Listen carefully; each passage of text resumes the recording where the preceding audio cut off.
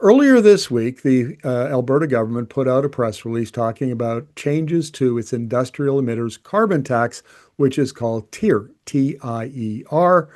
There's been a number of criticisms about those changes. Essentially, they're weakening the carbon tax at a very interesting point in negotiations between Ottawa and Alberta around Yeah. pipelines and LNG.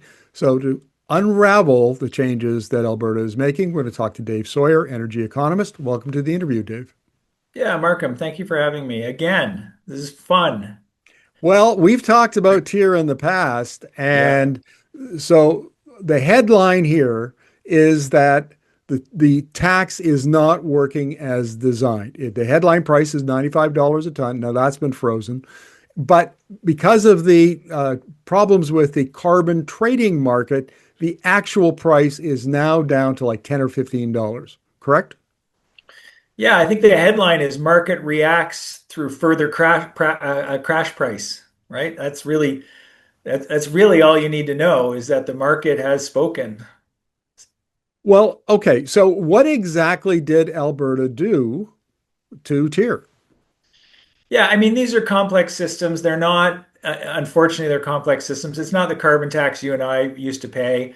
Basically, there's a bunch of credits that are created and given to firms and owed by firms by the government. And that drives a bunch of compliance behavior. And so if you have too many of those credits in the market, there's downward pressure on the price. And so the current system has basically 3 years of compliance units sitting there unused in banks and offsets, and that basically has pushed the price down to $28. And there's an exchange online that's a little informal, but well, it's a formal exchange, but it gives us an indicator. So it's sitting at $30. So the market is saying, not working, folks. Our expectations are the market's long, weak signals. These credits are not worth much. So what just happened? So that's the context. What just happened is the provincial government did two things. One, they allowed a lot of the carbon tax facilities, the small facilities below 100,000 tons. These are like equal to 20,000 cars emitting, so they're not that small. But if you're under 100,000 tons, you could opt in before and avoid the carbon tax and get a break, basically only pay on 10% of your emissions instead of 100. And so there's a whole number of facilities, and about 8% of all emissions were these opt-in. So they're allowed to go away. Okay, so that reduces demand in the system. They needed credits, so that's one downward thing. And the big thing they did is something called the direct investment program, which basically allows facilities to say they're going to spend money, which they were going to do anyway, and get credits for that spending.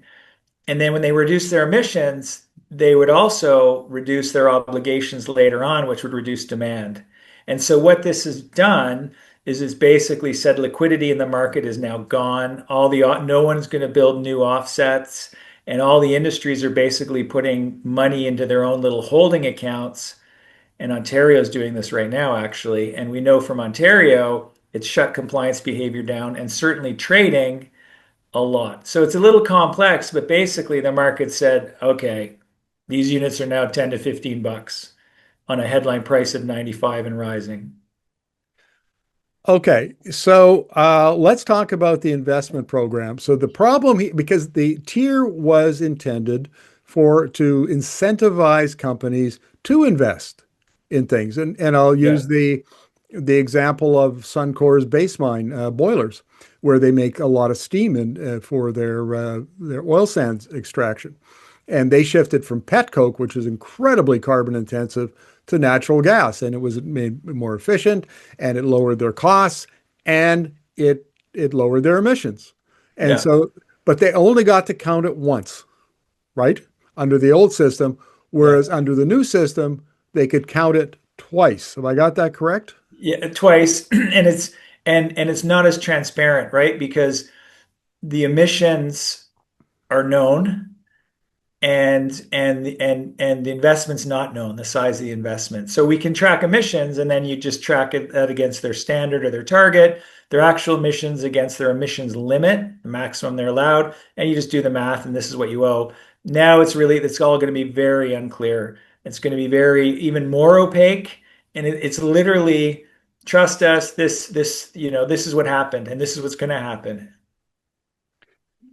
So this seems like a lot of the policy that we've seen come out of the Smith government over the last 3 years.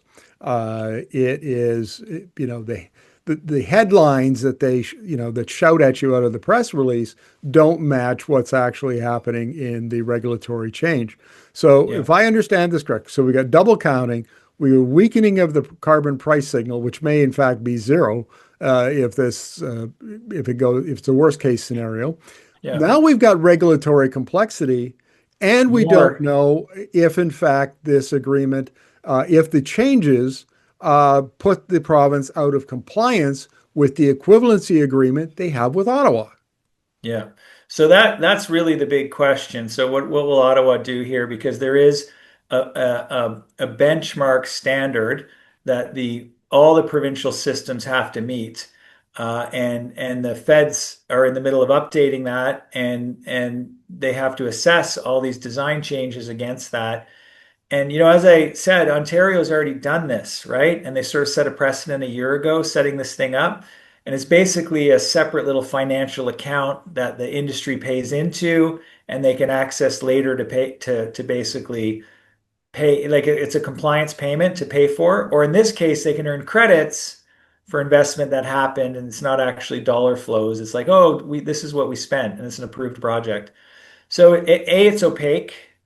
It'll make the systems more complex. But I mean, the bottom line, the market folks, there's traders, like there's traders and people working on margins. And I mean, it's there's a big business in Alberta around this, for example.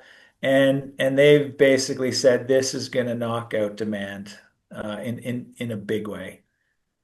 Now, as somebody who is not enmeshed in these systems the way you are and don't understand it, but what I do understand is that right now the Alberta government is negotiating with the Canadian government over a project, at least one project of national interest, which they would like to see a pipeline. And the Premier Danielle Smith proposed at a press conference, basically, a grand bargain. And Prime Minister Carney was there, and he said, "I think I like the idea of that." And the grand bargain was, Alberta, you reduce emissions, and we'll approve a project for you, presumably a pipeline. If half of the grand bargain is to reduce emissions, and right in the middle of the negotiations, they They pull knock the this. pins out of their industrial carbon price, that seems like a really poor negotiating strategy to me. Do you have any insights into that? I don't. I mean, these are closed door, behind the scenes, live negotiations going on. I think the challenge for the feds with this one is to actually figure out what it means and then factor that in on the fly because they're like literally, I think, going at it right now, negotiating and talking. And so the opaqueness of these systems allows the provinces basically to water the systems down, and it's a while for the feds to catch up. And then the feds, their hammer is basically they dismiss Alberta's program and implement the federal backstop, their own program, which they already have in Alberta, which would be a big mess and it's complex. So it is this sort of, push as much as you can and see what you can get away with.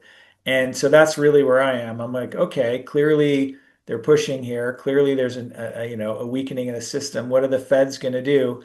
And you got the same issue in Saskatchewan. They suspended their program. Ontario, as I said, has the same type of financial revenue deal that really weakens incentives, and certainly knocks out some of the trading stuff. So there's a lot going on here, and we're just sort of wondering, okay, what can they do? What can the feds do, and what are the deals? Okay, let me give you a hypothetical because I can see where this might go. I mean, if they're in the midst of negotiations, and they've been negotiating now for a few months, 2, 3 months, and Alberta's positions have been on the table for a couple of years at the very least. The industry is applying pressure to the federal government. Tim Hodgson, the Minister of Natural Resources, and Prime Minister Carney have made very positive noises about, something happening, giving Alberta what it wants, and so on. But if there's the grand bargain, and so Alberta gets hypothetically a pipeline as part of the deal, and then once the ink is dried, it turns out that Alberta gutted the very program designed to reduce emissions. To allow them to negotiate like that is, I don't know. I mean, it makes a joke of the whole thing. I don't know. I don't want to comment on that, Mark. I'm not privy to these conversations. The stakes are big, right? There's a lot going on. British Columbia, I heard Premier Eby speak last night. He's absolutely against a new pipeline to the coast. He thinks it'll, with indigenous sort of views, any new pipelines coming through their territory, tanker bans will put a hockey stick in the spokes of a whole bunch of other projects. And so there's a lot of moving pieces here. And yeah, the fact that the premier in Alberta pushed forward with this so publicly at this juncture is interesting. So I think this fall we'll know in the next couple months. There's a carbon competitiveness strategy coming out of the federal government.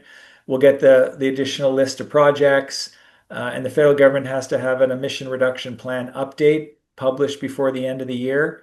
So there's a bunch of sort of transparency pieces coming out of the feds in the next little while that will let us know much better what's going on with the large emitter programs, which again, we've done the work. They're the most important programs we have in the country.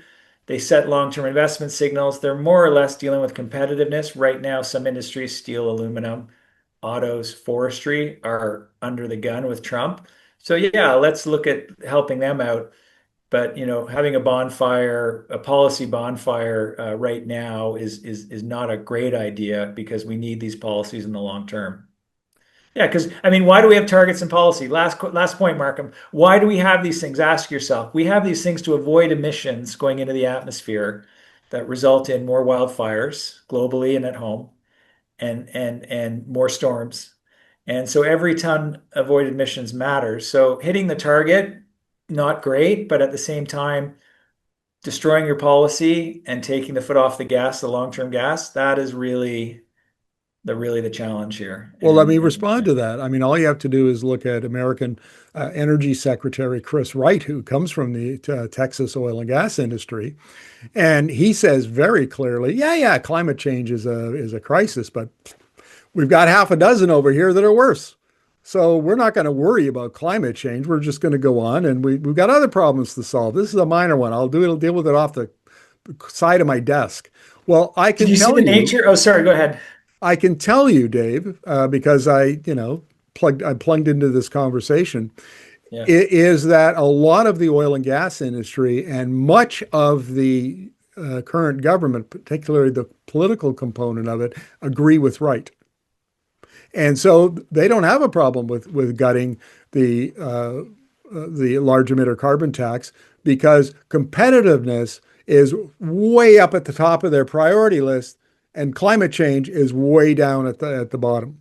And so I Yeah. think, from my point of view, that's a major driver of policy change and policy direction in Alberta and the industry's response to it.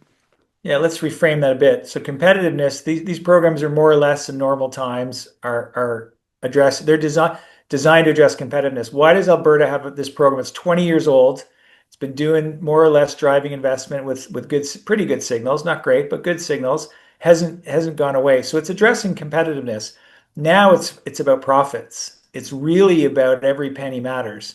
And so that's really the long-term story on competitiveness. It's this guise of, oh, we're losing market share. The oil and gas sector sells every barrel they can into the US. They'll take it all. And so it's not really it's a profit issue. And let's just be honest about that. Then let me rephrase. I would normally, and have many times in the past, framed it exactly as you did. Yeah. And so I'm 100% on board with that. And there's a reason for it. It's not just we have a bunch of greedy CEOs.